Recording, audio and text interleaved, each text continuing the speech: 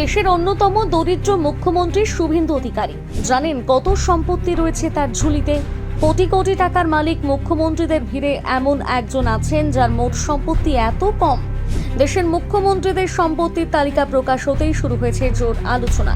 কে সবচেয়ে ধনী আর কে সবচেয়ে কম সম্পত্তির মালিক জানুন। সম্প্রতি নির্বাচন পর্যবেক্ষক সংস্থা অ্যাসোসিয়েশন ফর ডেমোক্রেটিক রিফর্মস দেশের বিভিন্ন মুখ্যমন্ত্রী নির্বাচনী হলফনামায় ঘোষিত সম্পত্তির হিসেব বিশ্লেষণ করে একটি রিপোর্ট প্রকাশ করেছে। সেই রিপোর্ট প্রকাশ্যে আসতে নতুন করে শুরু হয়েছে আলোচনা। সাধারণ মানুষের মধ্যে প্রশ্ন উঠছে, একজন মুখ্যমন্ত্রীর সম্পত্তি কত হতে পারে? কোটি কোটি টাকার মালিক হওয়াই কি স্বাভাবিক, নাকি এখনো এমন রাজনৈতিক নেতাও আছেন যাদের ঘোষিত সম্পত্তির তুলনামূলকভাবে অনেক কম? এডিআর এর প্রকাশিত তথ্য অনুযায়ী দেশের সবচেয়ে কম ঘোষিত সম্পত্তি মুখ্যমন্ত্রীদের তালিকায় প্রথম স্থানে রয়েছে জম্মু ও কাশ্মীরের মুখ্যমন্ত্রী ওমর আবদুল্লাহ।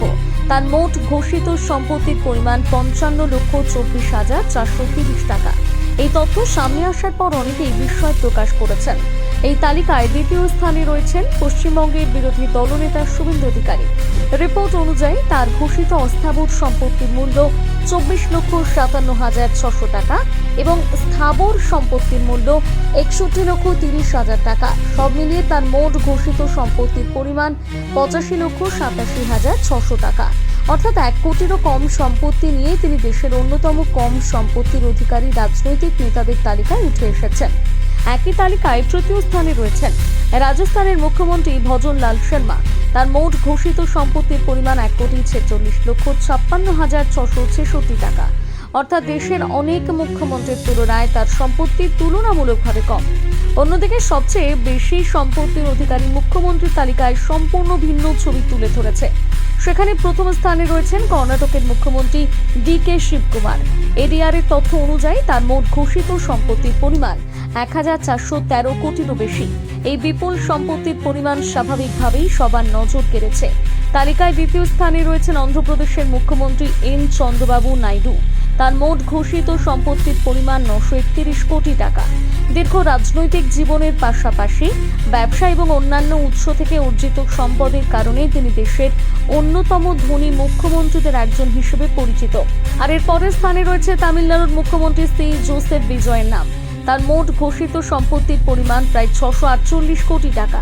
এছাড়া অরুণাচল প্রদেশের মুখ্যমন্ত্রী পেমা খান্ডুর ঘোষিত সম্পত্তির পরিমাণ প্রায় 332 কোটি টাকা। তিনিও দেশের ধনী মুখ্যমন্ত্রীদের তালিকায় উল্লেখযোগ্য স্থান দখল করে রয়েছেন। এডিআর জানিয়েছে, এই সম্পূর্ণ রিপোর্ট মুখ্যমন্ত্রীদের নির্বাচনী হলফনামায় নিজেরাই যে সম্পত্তির তথ্য ঘোষণা করেছেন তার ভিত্তিতে তৈরি করা।